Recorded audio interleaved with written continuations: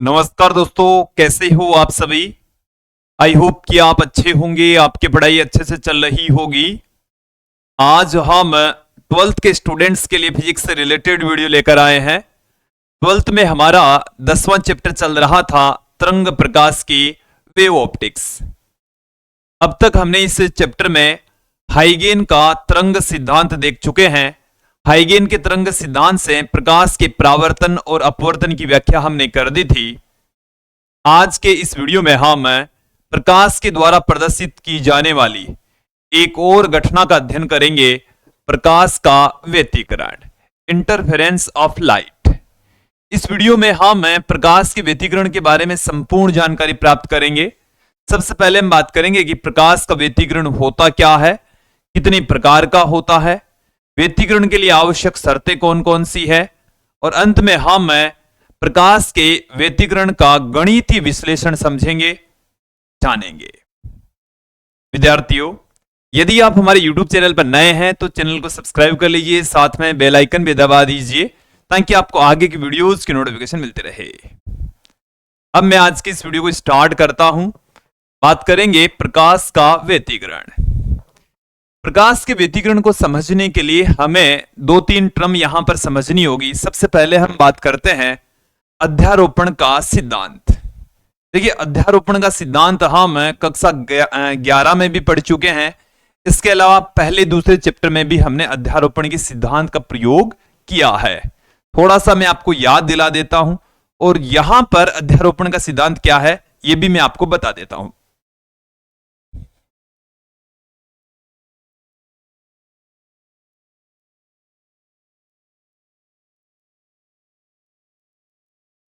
अध्यारोपण का सिद्धांत, principle of superposition.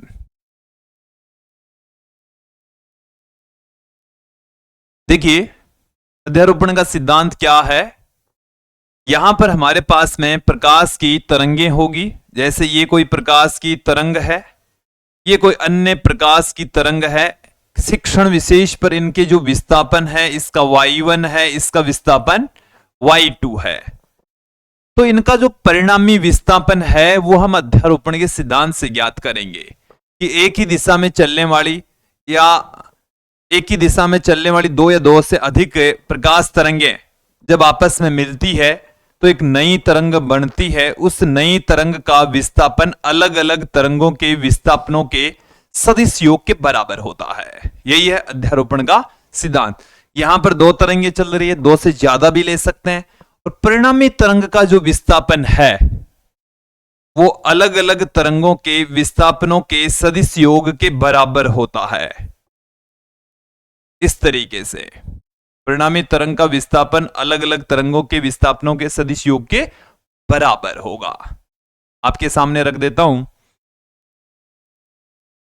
देखिए, डेफिनेशन क्या है कि जब दो या दो से अधिक तरंगे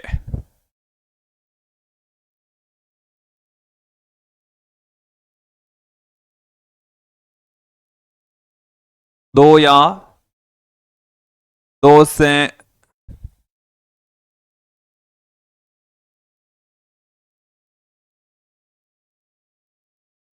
अधिक तरंगें एक ही दिशा में, एक ही दिशा में संचरित होती हुई, संचरित होती हुई अध्यारोपित होती है, मतलब आपस में मिलती है, अध्यारोपित होती है, तो एक नई तरंग का निर्माण होता है। तो एक नई तरंग का निर्माण होता है।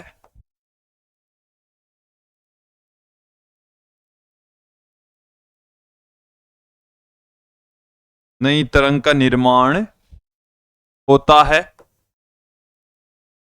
जिसका परिणामी विस्थापन, जिसका परिणामी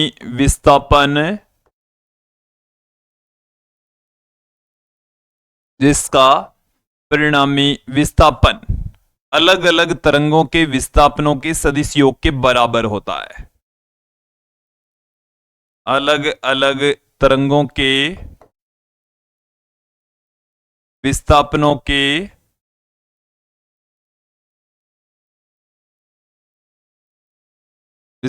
के सदिश योग के बराबर होता है। सदिश योग के बराबर होता है। देखिए समझ लीजिए क्या है कि हमारे पास में जैसे एक ये तरंग है, इसका विस्थापन है y1, इसका विस्थापन y1, ये कोई दूसरी तरंग है जिसका विस्थापन y2, इसी तरीके से जो nवीं तरंग है उसका विस्थापन है yn। ओके, जब ये तरंगें आपस में मिलती है तो एक नई तरंग बनती है, और इस नई तरंग का जो विस्थापन समीकरण होगा वो अलग अलग तरंगों के विस्थापनों के सदिश योग के बराबर होता है। यह है अध्यारोपण का सिद्धांत कि जब दो या दो से अधिक तरंगें आपस मिलती है तो एक नई तरंग बनेगी, और उस नई तरंग का विस्थापन अलग अलग तरंगों के विस्थापनों के सदिश योग के बराबर होगा। यह तो है अध्यारोपण का सिद्धांत। जब हम प्रकाश का व्यतिकरण पढ़ेंगे तो इसका यूज होगा। इसके साथ में यहां पर हम बात करेंगे, जो प्रकाश स्रोत हैं वो दो प्रकार के होते हैं, कला संबद्ध प्रकाश स्रोत और कला असंबद्ध प्रकाश स्रोत। उनकी भी यहां पर आवश्यकता होगी, चलिए उन्हें भी देख लेते हैं। सबसे पहले बात करूंगा मैं कला संबद्ध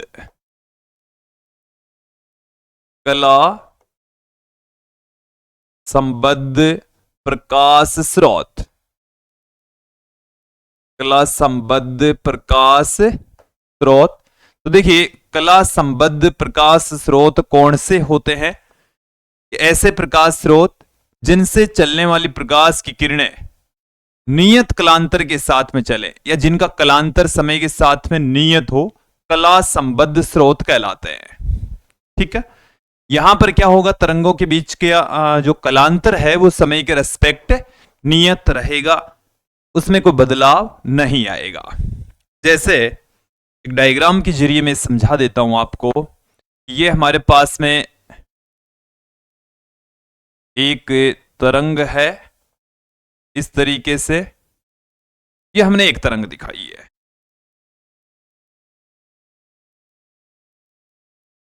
ओके, अब यदि वो दूसरी तरंग हम लें इस तरीके से, तो ये दोनों तरंगें देखो फिलहाल एक समान कला में है, तो इनका कलांतर होगा 0। इनका कलांतर क्या हो गया? 0 हो गया, कलांतर 0 हो चुका है। हालांकि वो समय के साथ में नियत है, वो समय के साथ में क्या है? नियत है, कांस्टेंट है। अब यहां पर आप ध्यान दें कि यदि मैं यहां से इसको थोड़ा सा आगे पीछे कर दूं, देखो ऐसे, इसको इस तरीके से कर देता हूं मैं, ऐसे कर दिया मैंने। अब यहां पर आप ध्यान देंगे, थोड़ा सा देखिए, मैं अब आपको समझाता हूं।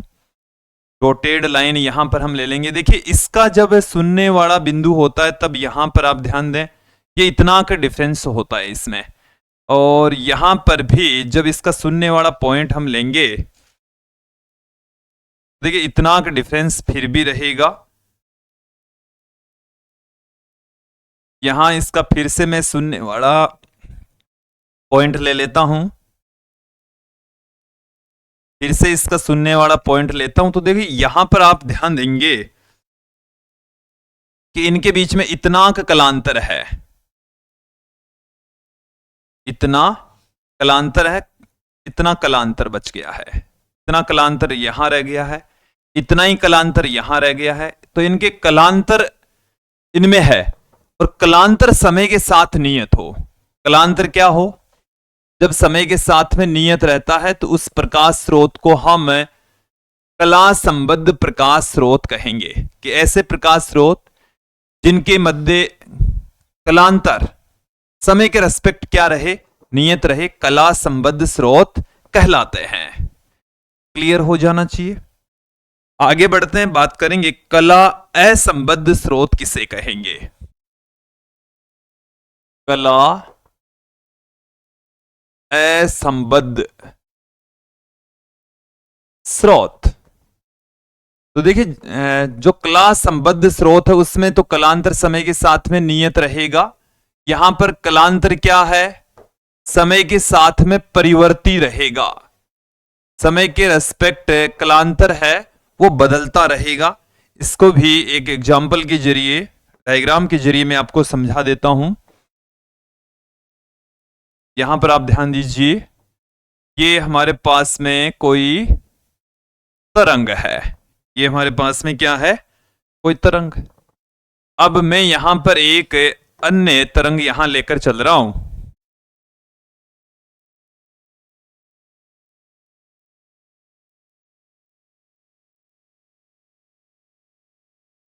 यहां पर अब की बार आप ध्यान देंगे, अच्छे से ध्यान देंगे तो आपको अच्छे से समझ में भी आ जाएगा। ये ऐसे है, अब की बार जो कलांतर रहेगा वो भिन्न भिन्न रहेगा। यहां पर सुनने वाले पॉइंट के ऊपर कलांतर देखें आप। अब हम इस वाले सुनने के ऊपर कलांतर देखेंगे। देखो यहां पर तो कलांतर था 0, अब देखो इनमें अंतर आ चुका है। यहां पर अंतर और ज्यादा आ चुका है और यहां पर अंतर और आ चुका है, तो भिन्न भिन्न कलांतर रहता है।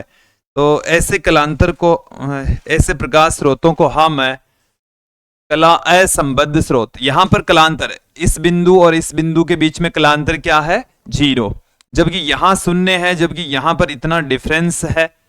यहां पर शून्य है जबकि यहां पर इतना डिफरेंस आ चुका है। यहां पर शून्य है जबकि यहां पर इतना डिफरेंस आ चुका है। तो कलांतर देखो समय के रेस्पेक्ट, यहां 0 था, यहां थोड़ा बढ़ गया, थोड़ा और बढ़ गया, थोड़ा और बढ़ गया, तो कलांतर समय के रेस्पेक्ट चेंज हो रहा है। तो ऐसे प्रकाश स्रोतों को जिनसे ये प्रकाश की तरंगे निकली है, इसको हम कला असंबद्ध स्रोत कहेंगे। तो कला संबद्ध स्रोत और कला असंबद्ध स्रोत दोनों आपको समझ आ जानी चाहिए। अब मैं यहां पर बात करता हूं प्रकाश के व्यतिकरण के बारे में। प्रकाश का व्यतिकरण है क्या,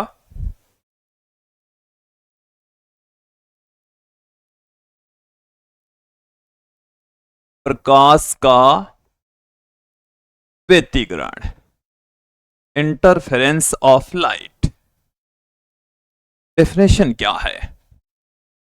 तो देखिए जब दो या दो से अधिक तरंगे जिनकी आवर्ती बिल्कुल समान होनी चाहिए, आयाम लगभग समान होना चाहिए, एक ही दिशा में संचरित होनी चाहिए, और जब वो तरंगे आपस में मिलती है तो वहां पर एक नई तरंग का निर्माण होता है, जिसकी तीव्रता कहीं पर अधिकतम होती है तो कहीं पर न्यूनतम होती है।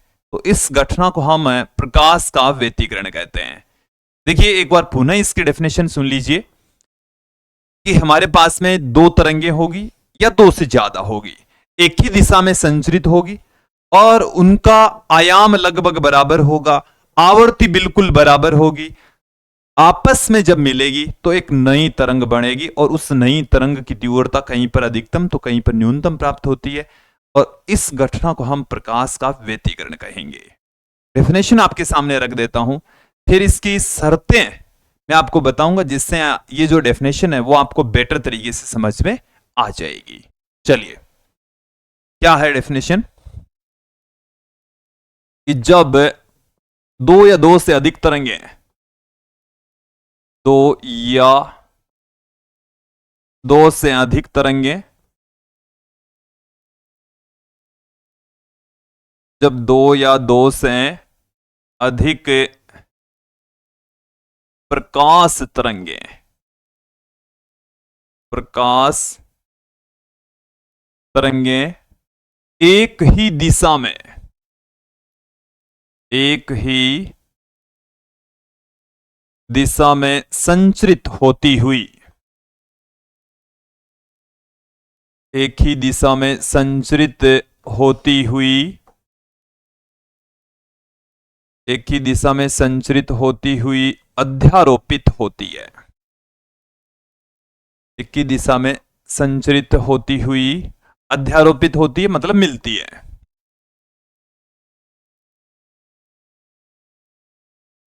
अध्यारोपित होती है। देखिए, एक ही दिशा में संचरित होती हुई अध्यारोपित होती है जिनका आयाम लगभग बराबर व आवर्ती समान हो। जब दो या दो से अधिक प्रकाश तरंगे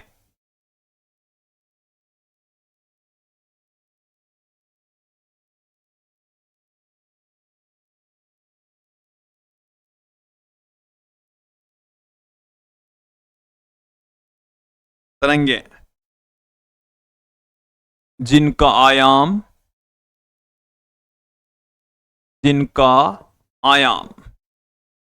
लगभग समान, लगभग क्या होना चाहिए? समान। आवर्ती बिल्कुल समान, आवर्ती एक समान।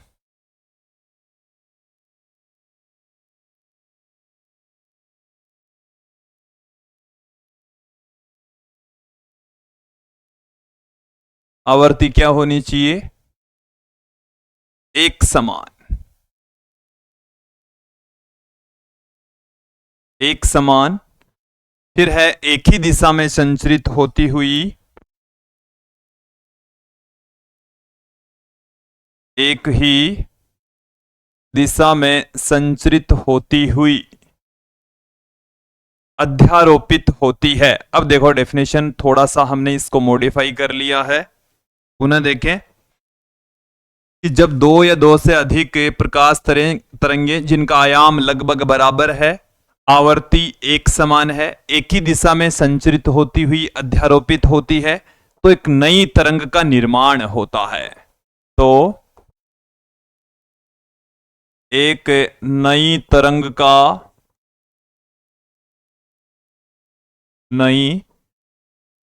का निर्माण होता है। नई तरंग का निर्माण होता है जिसकी तीव्रता कहीं पर अधिकतम, जिसकी तीव्रता कहीं पर अधिकतम, कहीं पर अधिकतम व कहीं पर न्यूनतम,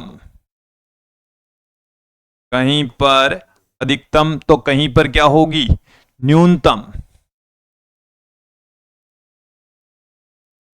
कहीं पर अधिकतम तो कहीं पर न्यूनतम होती है। इस घटना को प्रकाश का व्यतिकरण कहते हैं। इस घटना को प्रकाश का व्यतिकरण कहते हैं। प्रकाश का व्यतिकरण कहा जाता है। क्लियर कर लीजिए, समझ लीजिए कि डेफिनेशन क्या है। इस डेफिनेशन के अंदर प्रकाश के व्यतिकरण की जो आवश्यक शर्तें हैं वो छुपी हुई है, इसी के अंदर ही मौजूद है कि जब दो या दो से अधिक तरंगे होनी चाहिए जिनका आयाम एक समान, आवर्ती आयाम तो लगभग समान और आवर्ती बिल्कुल समान, एक ही दिशा में संचरित होनी चाहिए, और जब वो आपस में मिलती है तो उसकी तीव्रता कहीं पर अधिकतम तो कहीं पर न्यूनतम प्राप्त होती है। तो इस घटना को हम प्रकाश का व्यतिकरण कहेंगे। ओके, आगे बढ़ते हैं। यहां पर बात करेंगे व्यतिकरण के लिए आवश्यक शर्तें। व्यतिकरण के लिए आवश्यक शर्तें, प्रकाश के व्यतिकरण के लिए आवश्यक शर्तें कौन कौन सी जरूरी शर्तें हैं? वो शर्तें जब फॉलो होगी तो ही प्रकाश का व्यतिकरण होगा, अन्यथा नहीं होगा। पहली शर्त क्या है? प्रकाश तरंगें एक ही दिशा में संचरित होनी चाहिए। प्रकाश तरंगें एक ही दिशा में संचरित होनी चाहिए, एक ही दिशा में संचरण होना चाहिए, एक ही दिशा में संचरण। तो मतलब एक तरंग ऐसे जा रही है तो दूसरी तरंग भी उसी डायरेक्शन में ही जानी चाहिए। फिर क्या है दूसरी शर्त? देखें आप, आवर्ती एक समान होनी चाहिए, दो हो चाहे दो से अधिक। आवर्ती क्या होनी चाहिए? एक समान होनी चाहिए। जब तरंगे एक ही दिशा में संचरित हो रही है उनकी आवर्ती क्या होनी चाहिए? एक समान। अगली शर्त क्या है? आयाम लगभग समान होना चाहिए। आयाम लगभग समान होना चाहिए। आयाम क्या होना चाहिए? लगभग एक समान होना चाहिए। फिर देखें, आयाम है लगभग समान होगा, आवृत्ति एक समान होगी, एक ही दिशा में संचरित होगी, कला संबद्ध स्रोत से उत्सर्जित होनी चाहिए। कला संबद्ध स्रोत से उत्सर्जित हो, स्रोत से उत्सर्जित हो। देखो कला संबद्ध स्रोत से उत्सर्जित होगी तो उनका जो कलांतर है वो समय के रेस्पेक्ट नियत रहेगा। कलांतर समय के रेस्पेक्ट चेंज नहीं होगा, कलांतर नियत होगा, कलांतर नियत होगा। ओके, फिर देखें, एक वर्णी होनी चाहिए। एक वर्णी का मतलब हो गया एक ही रंग की होनी चाहिए। एक वर्णी होगी इसका मतलब हो गया कि उनका तरंग धैर्य समान होना चाहिए, तरंग धैर्य में कोई परिवर्तन नहीं होना चाहिए। प्रकाश स्रोत पास पास हो। प्रकाश स्रोत क्या हो? प्रकाश स्रोत पास पास में हो, नजदीक नजदीक होने चाहिए। दो प्रकाश स्रोत है तो दोनों नजदीक होने चाहिए। देखो ध्यान दीजिए कि दो प्रकाश स्रोत है, दोनों बिल्कुल पास में होने चाहिए, तरंगे एक ही दिशा में संचरित होनी चाहिए, आवर्ती समान, आयाम लगभग समान, कलांतर नियत, तब ही प्रकाश का व्यतिकरण होगा, अन्यथा नहीं होगा। ये व्यतिकरण के लिए कुछ आवश्यक कंडीशन थी, आपको समझ में आ गई होगी। आगे बढ़ते हैं। अब मैं यहां पर बात करूंगा प्रकाश के व्यतिकरण के प्रकार। तो प्रकाश का जो व्यतिकरण है वो दो प्रकार का होता है, संपोषी व्यतिकरण और विनाशी व्यतिकरण। चलिए देखते हैं प्रकाश का व्यतिकरण। प्रकाश का व्यतिकरण, तो प्रकाश का जो व्यतिकरण है वो दो प्रकार का होता है। कितने प्रकार का होगा? दो प्रकार का। पहला जो प्रकार है वो हमारे पास में है संपोषी व्यतिकरण। संपोषी व्यतिकरण। संपोषी व्यतिकरण कौन सा होगा? ऐसा व्यतिकरण जिसमें कलांतर समय के साथ में नियत हो। कलांतर क्या हो? प्रकाश की तरंगे हैं वो एक समान कला में मिले, और एक समान कला में मिलेगी तो उनका जो कलांतर है वो 2 पाई का समगुणज होगा। तो देखिए मैं आपको एग्जांपल देकर बताऊंगा कौन कौन सी स्थितियों में कलांतर कितना हो सकता है। तो एक समान कला में अध्यारोपण हो, तरंगे क्या होनी चाहिए? एक समान कला में हो, एक समान कला में हो। एक समान कला में हो इसका मतलब हो गया है कलांतर कितना हो गया है?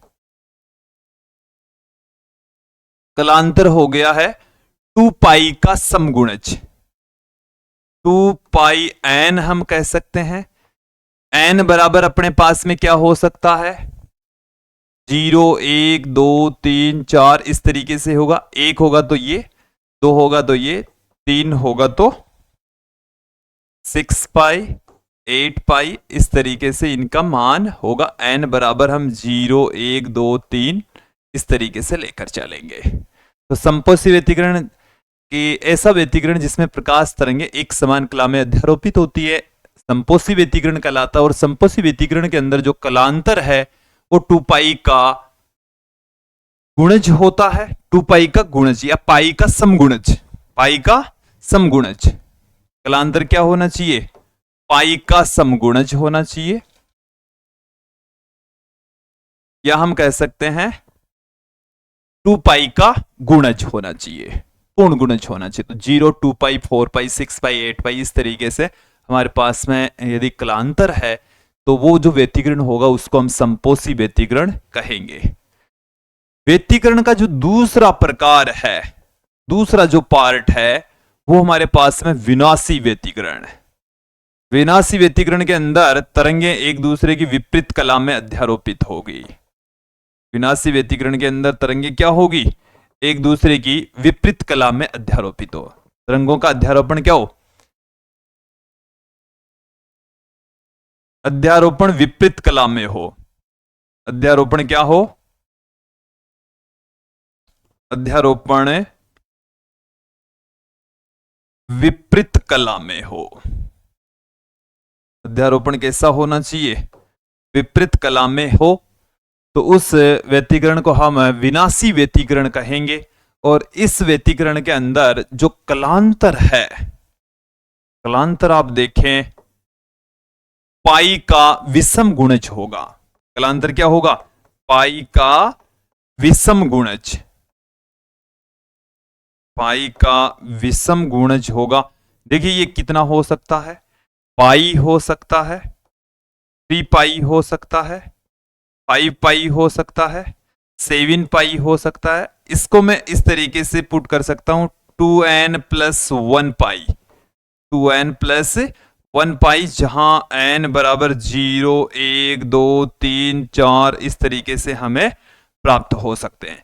0 रखेंगे तो पाई आ गया, 1 रखेंगे तो 3 पाई आ गया, 2 रखेंगे तो 5 पाई आ गया। तो विनाशी व्यतिकरण कब होगा? जब तरंगे विपरीत कला में अध्यारोपित होती है और उनका कलांतर पाई का विषम गुणज हो। मतलब हो गया पाई, 3 पाई, 5 पाई, 7 पाई, 9 पाई, इस तरीके से हो। तो ये रहा है संपोषी व्यतिकरण और विनाशी व्यतिकरण। अब हम थोड़ा सा आगे बढ़ते हैं, प्रकाश के व्यतिकरण का गणितीय विश्लेषण यहां पर देखेंगे। चलिए,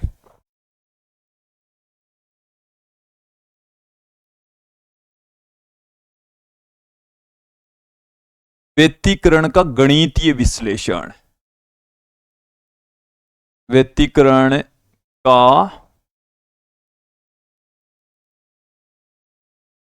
गणितीय विश्लेषण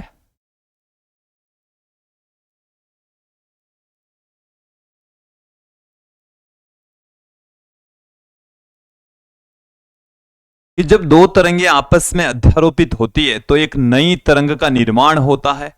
उस नई तरंग का विस्थापन समीकरण यहां पर हम देखेंगे, उसका आयाम का सूत्र यहां पर देखेंगे, उसका प्रारंभिक कलाकोण का सूत्र यहां पर फाइंड आउट करेंगे। फिर हम संपोषी व्यतिकरण और विनाशी व्यतिकरण की स्थितियों के अंदर परिणामी तरंग का आयाम, प्रारंभिक कलाकोण, ये सब कुछ हम देखने वाले हैं। चलिए हम यहां पर कंसीडर कर लेते हैं कि हमारे पास में 2 तरंगे हैं। कितनी तरंगे हैं हमारे पास में? 2 तरंगे हैं। पहली जो तरंग है उसका जो विस्थापन समीकरण है वो है y1 बराबर a1 साइन ओमेगा टी। ये पहली तरंग का विस्थापन समीकरण है। दूसरी तरंग का जो विस्थापन समीकरण है उसको मैं लिख रहा हूं y2 से, y2 बराबर a2 साइन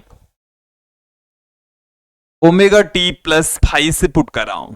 देखिए यहां पर आप इनको समझ लें, ये जो A1 और A2 है ये लगभग बराबर है, दोनों की आवर्ती ओमेगा है और इसका कलाकोण ओमेगा टी, इसका कलाकोण ओमेगा टी प्लस 5। यहां पर इन चीजों को क्लियर कर लें। कलांतर इनके बीच में है 5, आयाम इनके हैं A1 A2 और विस्थापन है Y1 और Y2। 2 तरंगे चल रही है इस तरीके से, ऐसे ऐसे, दूसरी वाली तरंग चल रही है ऐसे। एक बार समझ लें इनको, ये एक तरंग है, ये दूसरी तरंग है। ये तो कहलाता है इसका आयाम। तो एक तरंग का आयाम तो है a1, दूसरी वाली तरंग का आयाम है a2। इतना चीज क्लियर हो गया। देखिए आवर्ती, आवर्ती दोनों की सेम है। इसका एक चक्कर तो इसका भी एक चक्कर होता है, इसके दो चक्कर होंगे तो इसके भी दो चक्कर होंगे, दोनों की आवर्ती सेम होनी चाहिए। आवर्ती क्या होनी चाहिए? सेम। आयाम लगभग बराबर होना चाहिए, बिल्कुल बराबर होना आवश्यक नहीं है, लगभग बराबर चल जाएगा। ठीक है। इनके बीच में कलांतर, कला कोणों का जो अंतर है वो है फाई। अध्यारोपण का सिद्धांत हमें क्या कहता है? अध्यारोपण का सिद्धांत यहां पर हम लगा देंगे।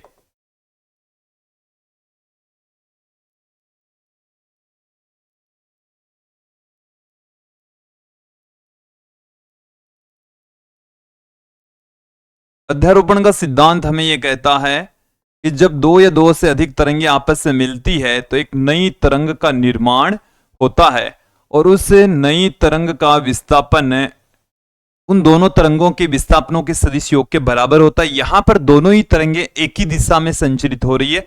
मैंने यहां पर एरो का निशान नहीं लगाया क्योंकि ये एक ही दिशा में है, तो परिणामी तरंग का विस्थापन y से लिख दिया हमने। दोनों तरंगों का जो संचरण है वो एक ही दिशा में हो रहा है। चलिए दोनों की वैल्यू पुट कर देते हैं। y बराबर a1 sine omega T plus a2 sine omega T plus phi. यहां पर आप ध्यान दीजिए, a1 sine omega T plus a2 sine a plus B का फॉर्मूला यहां पर हम लगा देंगे। साइन a प्लस बी का फॉर्मूला क्या कहता है? देखिए, sine a cos b plus sine b cos a, ये हमारे पास में आ चुका है। a2 को अंदर मल्टीप्लाई कर देता हूं, a2 को इससे गुणा करेंगे तो अपने पास में आ जाएगा a2 sine omega T cos phi plus a2 को इससे भी गुणा कर देंगे तो a2 sine phi cos omega T. Okay, अब यहां से देखिए इसको हम किस तरीके से पुट कर रहे हैं। y बराबर साइन ओमेगा टी, यहां पर तो है ये a1 प्लस ये साइन ओमेगा टी, यहां पर अपने पास में रह गया सिर्फ a1। यहां से साइन ओमेगा टी कॉमन ले लिया तो यहां पर रह गया अपने पास में a2 cos phi, a2 cos phi रह गया। यहां से हम cos ओमेगा टी, ये है तो वैसे तो मल्टीपल में ही, इस तरीके से हम लिख देते हैं a2 साइन फाई। अब यहां पर आप ध्यान देंगे, इस ब्रैकेट वाली राशि और इस ब्रैकेट वाली राशि को हम थोड़ा सा यहां पर कंसीडर कर लेते हैं। क्या कंसीडर करेंगे? चलिए वो देखिए क्या है। a1 plus a2 cos phi, a1 plus a2 cos phi, इसको मैं लिख देता हूं r cos theta, r cos theta. ये वाला जो ब्रैकेट है a2 साइन फाई, इसको मैं लिख देता हूं r sine theta, a2 sine phi, इसको मैं लिख देता हूं r साइन थीटा।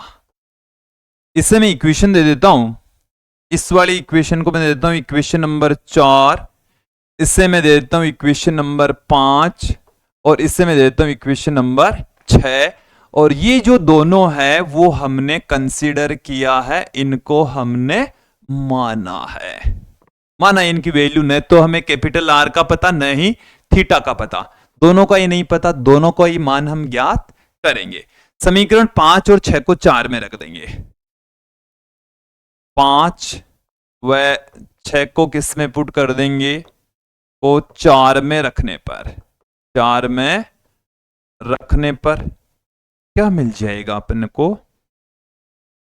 y बराबर, देखिए sign omega T, sign omega T into में a1 plus a2 cos phi, इसके स्थान पर हम रख देंगे r cos theta, r cos theta, ये गुणा में आ गया r कोस थीटा, फिर प्लस यहां पर है कोस ओमेगा टी, और इसके गुणा में क्या लिख देंगे, A2 साइन फाई की जगह हम R साइन थीटा रख देंगे।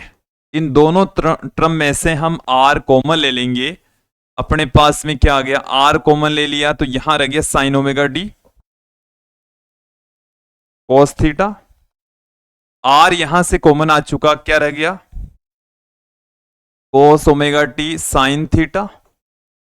देखिए ये साइन ए प्लस बी का पुनः फॉर्मूला बन चुका है। साइन ए प्लस बी का फॉर्मूला अभी अभी हमने अप्लाई किया था। साइन ए प्लस बी बराबर होता है sine A cos B plus sine B cos A. यहां लगा दीजिए, क्या आ जाएगा, y बराबर r sine omega T plus theta.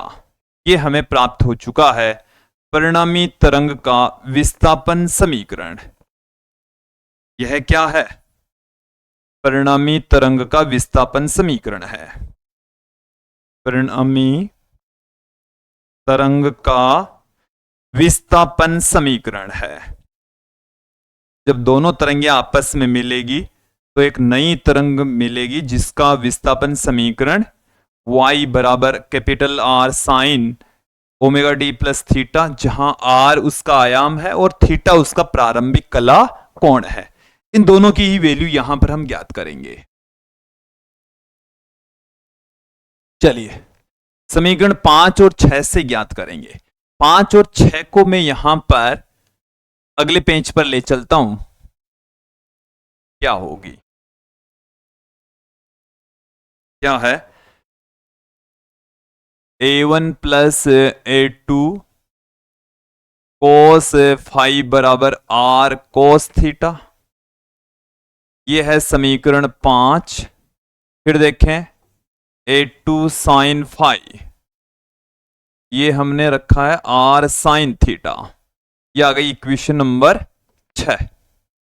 समीकरण 5 और 6 हमने अभी अभी कंसीडर की थी। समीकरण 5 और 6 की सहायता से हम कैपिटल R निकालेंगे और थीटा ज्ञात करेंगे। तो सबसे पहले समीकरण 5 और 6 का वर्ग करके जोड़ दीजिए, R आ जाएगा।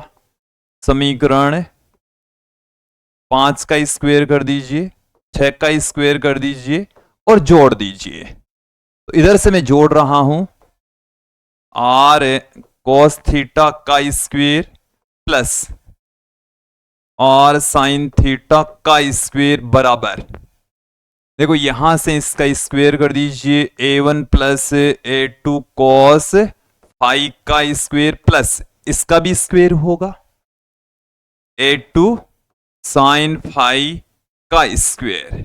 चलिए यहां पर आप ध्यान देंगे, इससे हम लिख देते हैं R square cos square theta plus R square sine square theta बराबर, इसका होल स्क्वायर खोलेंगे। A प्लस बी का होल स्क्वायर का फॉर्मूला क्या होता है, देखो अभी तक हमने एक तो formula sine A plus B का यूज में लिया है, sine A plus B. Sine A plus B बराबर होता है sine A cos B plus sine B cos A। एक तो ये लिया है। अब यहां पर आप ध्यान दें, A प्लस बी का whole square, A plus B का होल स्क्वायर का फॉर्मूला होता है A square plus B square plus 2AB। ये फॉर्मूला होता है, इसको लगा देंगे हम यहां पर। इसका तो A1 का स्क्वायर प्लस इसका भी स्क्वायर, तो A2 square cos square phi plus में 2AB। तो A की जगह यहां पर है A1, B की जगह है A2 cos फाई। ये तो दोनों मल्टीपल में ही है। अब इसका स्क्वायर हो चुका, इसका देखें A2 square sine square phi, ये दोनों गुणा में। ये वाला फॉर्मूला तब लगा जब दोनों के बीच में प्लस का साइन हो, तब तो ये है A square plus B square plus 2AB। ये तो गुणा में ही है, तो इसका भी स्क्वायर हो जाएगा, इसका भी स्क्वायर हो जाएगा, A2 square sine square phi. Okay, यहां से इन दोनों इक्वेशंस में से हम R स्क्वायर कॉमन ले लेंगे। अपने पास में क्या रह गया, यहां से तो रह गया साइन स्क्वायर थीटा, यहां से हमारे पास में रह गया है कोस स्क्वायर थीटा बराबर a1 स्क्वेयर a2 स्क्वेयर, यहां से आप ध्यान दें cos स्क्वेयर फाई, और यहां से अपने पास में रह गया है साइन स्क्वेयर फाई। देखो ये वाला पद तो एज इट इज लिखा है, यहां से cos स्क्वेयर फाई रह गया, यहां से साइन स्क्वेयर फाई रह गया, ये एज इट इज पढ़ाई है 2a1 a2 cos phi. Okay, यहां तक आपको क्लियर हो जाना चाहिए। इसकी वैल्यू हो जाती है 1, तो आर स्क्वेयर बराबर ये है हमारे पास में a1 स्क्वेयर प्लस ये हमारे पास में है a2 स्क्वेयर, इसकी वैल्यू हो गई 1 प्लस में 2a1 a2 cos फाई। तो हमारे पास में आ चुका है r का सूत्र a1 square plus a2 square plus 2a1 a2 cos phi. ये हमारे पास में परिणामी तरंग के आयाम का सूत्र आ चुका है। क्या आ गया है? जो अपने पास में तरंग थी, अभी लास्ट टाइम पर हमने इक्वेशन देखी थी, उसमें r जो था उसकी वैल्यू आ चुकी है a1 a2 और फाई की टर्म्स में। परिणामी तरंग का आयाम है ये आ चुका है अपने पास में परिणामी तरंग का आयाम। क्या आ गया है? परिणामी तरंग का आयाम आ चुका है, एम्पलीट्यूड मिल चुका है। ठीक है, अब यहां पर हम ज्ञात करेंगे प्रारंभिक कला कोण थीटा की वैल्यू ज्ञात करेंगे, वही समीकरण 5 और 6 की सहायता से। अब की बार मैं समीकरण 6 को 5 से डिवाइड कर दूंगा। क्या आ जाएगा अपने पास में? अगले पेज पर बढ़ते हैं। देखिए समीकरण 5 और 6 में एक बार पुनः पुट कर देता हूं। a1 plus a2 cos phi बराबर r cos थीटा, ये हमारे पास में समीकरण 5, और a2 साइन फाई बराबर हमारे पास में है r साइन थीटा, यह है समीकरण 6। 6 के अंदर 5 का भाग लगा दें। 6 के अंदर किसका भाग लगा दें? 5 का, तो r sine theta upon r cos theta बराबर a2 sine phi upon a1 plus a2 cos phi. ये हमारे पास में आ गया। देखिए r से r कैंसिल हो गया, sign theta upon cos theta, ये हो गया टेन थीटा। इसको एज इट इज रहने दीजिए, a1 plus a2 cos phi. इसको मैं ऐसे लिख सकता हूं, थीटा बराबर tan inverse a2 sine phi upon a1 plus a2 cos phi. ये हम लिख सकते हैं। ये हमारे पास में आ चुका है परिणामी तरंग का प्रारंभिक कला कोण। ये क्या है? प्रारंभिक कला कोण कहलाता है। इसको हम क्या कहते हैं कि जब समय 0 होता है तो उस स्थिति में जो कला कोण होगा उसको हम प्रारंभिक कला कोण कहेंगे। प्रारंभिक कला कोण। चलिए मैं आपको उस पेज पर वापस लिए चलता हूं जहां हमने ये सब कुछ देखा है। देखिए यहां पर आप ध्यान देंगे, ये हमारे पास में आया था परिणामी तरंग का विस्थापन समीकरण। परिणामी तरंग का विस्थापन समीकरण y बराबर capital R sine omega D plus phi, ये कहलाता है परिणामी तरंग का आयाम, और ये कहलाता है परिणामी तरंग का प्रारंभिक कला कोण। जब समय 0 होगा तब कला कोण कितना रह जाएगा? सिर्फ थीटा रह जाएगा। तो इसी को ही हम कह रहे हैं प्रारंभिक कला कोण, जो कि हमने यहां पर निकाला है, प्रारंभिक कला कोण। अब मैं आपको बताने वाला हूं परिणामी तरंग की तीव्रता। परिणामी तरंग की तीव्रता, तो देखिए विद्यार्थियों, जो तीव्रता है वो आयाम के वर्ग के समानुपाती होती है।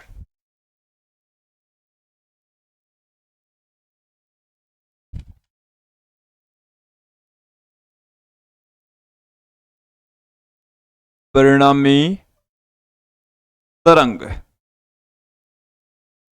की तीव्रता, ये अपना टॉपिक रह गया। अब परिणामी तरंग की तीव्रता कितनी होगी? चलिए ध्यान दीजिए, तो जो परिणामी तरंग है, मतलब जो तीव्रता होती है वो आयाम के वर्ग के समानुपाती होती है। कोई भी तरंग है उसकी तीव्रता उसके आयाम के वर्ग के समानुपाती होती है। तो परिणामी तरंग की तीव्रता को आई से लिख दें तो उसका जो आयाम है आर स्क्वेयर, यहां से अपने पास में प्रोपोर्शनल का साइन हटेगा तो ये कांस्टेंट लग जाएगा, तो आई बराबर के आर स्क्वेयर आ गया। अब देखिए पहली तरंग की तीव्रता क्या होगी, पहली तरंग के लिए तो उसकी तीव्रता को मैं I1 से लिख दूं, वो A1 के समानुपाती होगी, वहां से निकल गया अपने पास में के A1 स्क्वेयर। इसी तरीके से दूसरी तरंग की तीव्रता क्या होगी, दूसरी तरंग के लिए, तो दूसरी तरंग के लिए अपने पास में आ जाएगा I2 समानुपाती A2 स्क्वायर, और यहां से I2 बराबर क्या आ गया, के A2 स्क्वायर। ओके, अब इसी इक्वेशन को यूज में लूंगा मैं, यहां पर आप ध्यान दें कि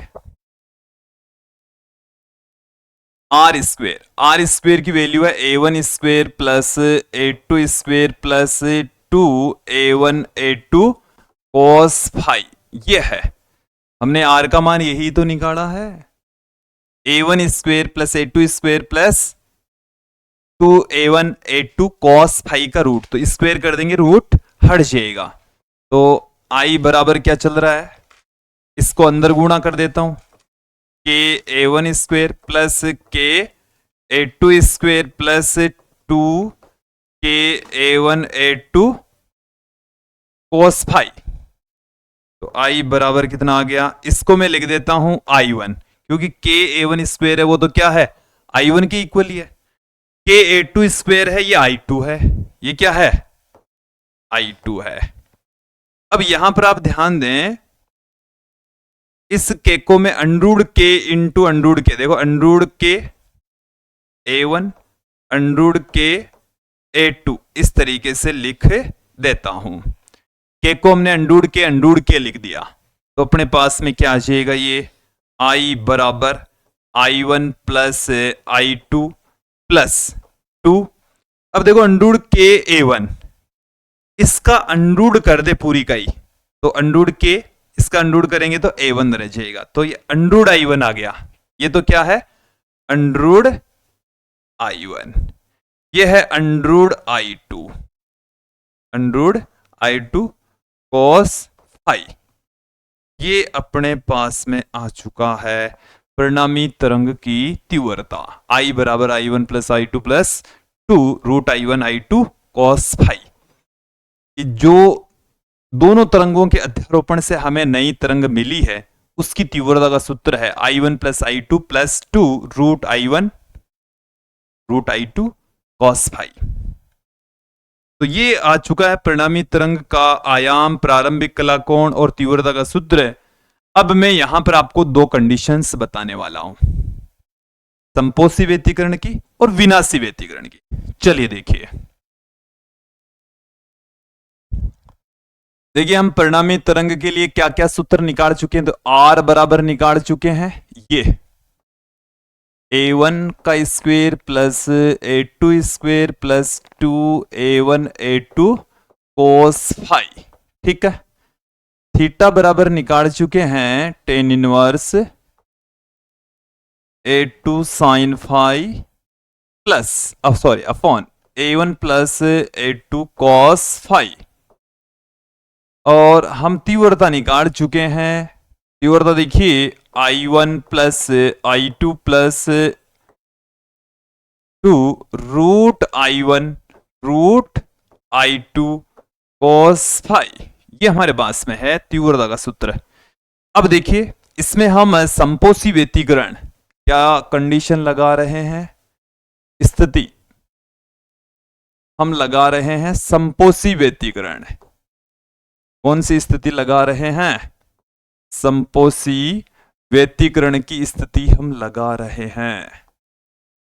संपोषी व्यतिकरण की स्थिति के अंदर देखिए फाई बराबर क्या होता है, 2 पाई n होता है, 2 पाई n, जहां n है वो 0 1 2 3 4 इस तरीके से। तो जो कलांतर है वो 0 2 पाई 4 पाई 6 पाई 8 पाई इस तरीके से होता है। ठीक है। यदि मैं यहां से साइन पाई की बात करूं, साइन फाई बराबर क्या आ जाएगा 0। आप इसका कोई सा भी मान रख दीजिए, मान 0 ही आएगा। मान कितना आएगा 0। और कोस फाई की बात करें तो, कोस फाई की बात करेंगे तो उसकी वैल्यू आएगी 1। उसकी वैल्यू कितनी आएगी, कोस फाई का मान सदैव कितना आएगा इस स्थिति में +1 आएगा। आप ये वाले मान रखते जाओ, 0 रखो, कोस 0 का मान 0, कोस 2 पाई का मान सॉरी साइन 0 का मान 0, साइन 2 पाई का मान भी 0, साइन 4 पाई का मान भी 0। अब कोस फाई की बात करते हैं, कोस 0 का 1, कोस 2 पाई का भी 1, कोस 4 पाई का भी 1। तो इसमें सारी जो स्थितियां हैं उसमें +1 ही मान आएगा। चलिए यहां से अपने पास में कैपिटल आर कितना आ जाएगा, कैपिटल आर देखें आप a1 square plus a2 square plus 2a1 a2 का रूट यह आ जाएगा, क्योंकि कोस फाई का मान तो कितना है 1 है, समपोषी व्यतिकरण में कितना है 1। चलिए ये क्या आ गया अपने पास में, इसको हम लिख देते हैं a1 प्लस a2 का होल स्क्वायर। ये a1 प्लस a2 का क्या आ गया होल स्क्वायर आ चुका है, इसका हमने स्क्वायर कर दिया है। अरे ये क्या है, काहे का फॉर्मूला है, a1 प्लस a2 का होल स्क्वायर का फॉर्मूला है। स्क्वायर से अंडूड क्या हो जाएगा, कैंसिल हो जाएगा। तो अपने पास में r का ये वाला मान आ चुका है a1 प्लस a2, और ये वाली जो वैल्यू आई है ये मैक्सिमम वैल्यू आती है। तो r मैक्सिमम है ये a1 प्लस a2। फिर बात करते हैं थीटा। थीटा यहां पर देखें, साइन 0 का मान 0, मतलब साइन का मान 0, तो ये पूरा का पूरा ब्रैकेट ही 0 हो गया। तो थीटा बराबर आ गया टेन इनवर्स 0, टेन इनवर्स 0 का मान भी 0। तो थीटा का मान अपने पास में यहां पर आएगा 0। थीटा का मान यहां पर कितना आएगा, प्रारंभिक कला कोण कितना आएगा 0 आएगा। ओके। फिर यहां पर इसी स्थिति में बात कर लेते तीव्रता की, तो cos फाई का मान पुनः कितना आ गया 1। तो अपने पास में तीव्रता आ चुकी, क्या आ गई है, पहले हमने ये निकाला, फिर हमने ये निकाला, फिर अब हम निकाल रहे हैं तीव्रता। तो I1 plus I2 plus 2 root I1 root I2, इसको मैं अंडरूट में I1 का स्क्वेयर प्लस अंडरूट में I2 का square plus 2 root I1 root I2 लिख दूं। तो अपने पास में I का क्या आ जाएगा formula, root I1 plus root I2 का स्क्वेयर यह आ जाएगा। क्लियर। ये संपोषी व्यतिकरण की स्थिति के अंदर परिणामी तरंग की तीव्रता का सूत्र आ चुका है। अब ये तो है संपोषी व्यतिकरण। संपोषी व्यतिकरण के अंदर कलांतर 0 होता है, 2 पाई होता है, मतलब एक समान कला में होती है तरंगे। इस स्थिति के अंदर परिणामी तरंग का आयाम, कलांतर, तीव्रता ये सब कुछ आ चुकी है। ठीक है। ग्राफ में आपको बताता हूं कि संपोषी व्यतिकरण की स्थिति के अंदर जो ग्राफ है वो हमें किस तरीके के प्राप्त होंगे। ये हमारे पास में है, इस तरीके से ग्राफ खींचकर बताने जा रहा हूं मैं।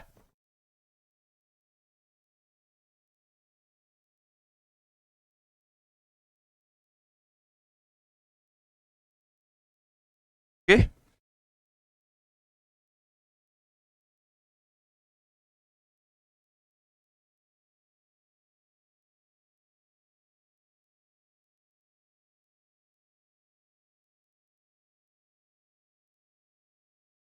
ये इस तरीके से आप ध्यान दें, ये वाली तरंग है वो y1 के लिए है, ये वाली तरंग है वो y2 के लिए है। इसका जो आयाम है वो है a1 और इसका जो आयाम है वो है a2। दोनों एक समान कला में है, एक साथ अधिकतम होती है, एक साथ न्यूनतम होती है। ठीक है। अब ये जब दोनों तरंगे आपस में मिलती है तो एक नई तरंग मिलेगी, एक नई तरंग यहां पर बढ़ने वाली है। वो जो नई तरंग बनेगी वो कैसी होगी, वो इस तरीके से होगी।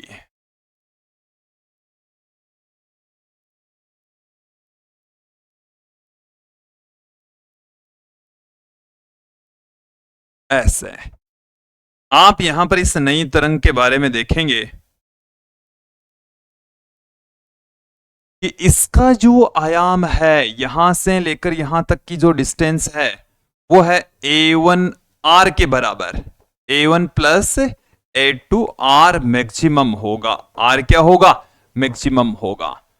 ये हमारे पास में परिणामी तरंग के लिए है। दोनों के अध्यारोपण, दोनों के योग के बराबर इनका आयाम प्राप्त होगा।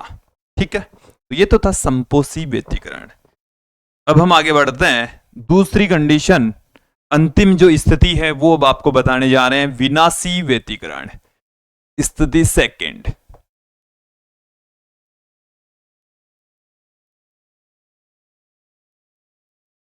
विनाशी व्यतिकरण। विनाशी व्यतिकरण। विनाशी व्यतिकरण के अंदर जो फाई का मान है वो 2 पाई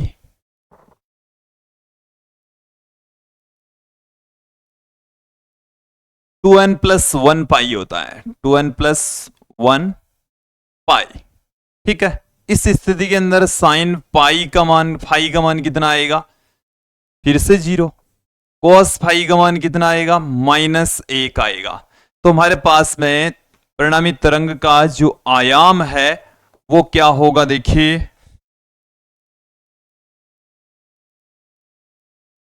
आयाम r बराबर होता है a1 square plus a2 square plus 2 a1 a2 cos phi का रूट। ये हमारे पास में r का फॉर्मूला। तो a1 का स्क्वेयर प्लस a2 का स्क्वेयर प्लस 2a1 a2, इसका मान है -1। इसकी वैल्यू कितनी है? -1। तो a1 square plus a2 square minus 2a1 a2 का रूट, इसको हम क्या लिख दें? ये हमारे पास में होगा a1 माइनस a2 का होल स्क्वेयर, और होल स्क्वेयर का रूट करेंगे तो ये कैंसिल हो जाएगा और r की हमारे पास में मिनिमम वैल्यू प्राप्त होगी a1 माइनस a2। कौन सी वैल्यू मिलेगी? a1 माइनस a2 हमें प्राप्त होगी। ठीक है, अब मैं यहां पर प्रारंभिक कला कोण थीटा जो कि tan inverse a2 sine phi upon a1 plus a2 cos phi के बराबर होती है। तो यहां से फिर से साइन फाई की वैल्यू कितनी? 0। तो पूरा ब्रैकेट ही 0 हो जाएगा। तो tan इनवर्स 0 का मान 0, तो अपने पास में प्रारंभिक कला कोण विनाशी व्यतिकरण में भी कितना होगा? 0 होगा। अब हम इस वीडियो के अंतिम दौर में पहुंच चुके हैं, परिणामी तरंग की तीव्रता। I बराबर I1 plus I2 plus 2 root I1 root I2 cos phi. ठीक है, तो अपन इसको क्या लिख दें? I1 के रूट का स्क्वेयर, फिर इसको क्या लिख दें? इसका भी स्क्वेयर, फिर प्लस 2। देखो यहां पर अपने पास में -1 आएगा। क्या आएगा? -1 इसकी वैल्यू आएगी। तो अपने पास में क्या आ गया? माइनस में 2 रूट I1 रूट I2। इसे हम क्या लिख दें? I बराबर अंडरवुड में I1 माइनस अंडरवुड में I2, इसका स्क्वेयर हम पुट कर देंगे। ये हमारे पास में परिणामी तरंग की तीव्रता आ जाएगी। तो ये हमने दो स्थितियां बताई है, और दोनों स्थितियों के अंदर परिणामी तरंग का आयाम, प्रारंभिक कला कोण और तीव्रता ये हमने ज्ञात की है। इस स्थिति के अंदर जो ग्राफ है वो कैसा ग्राफ आएगा, चलिए उसके बारे में भी थोड़ी सी हम यहां पर चर्चा कर लेते हैं।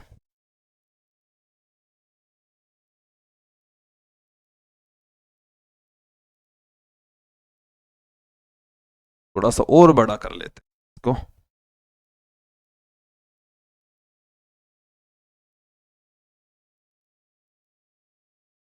ये ऐसे है।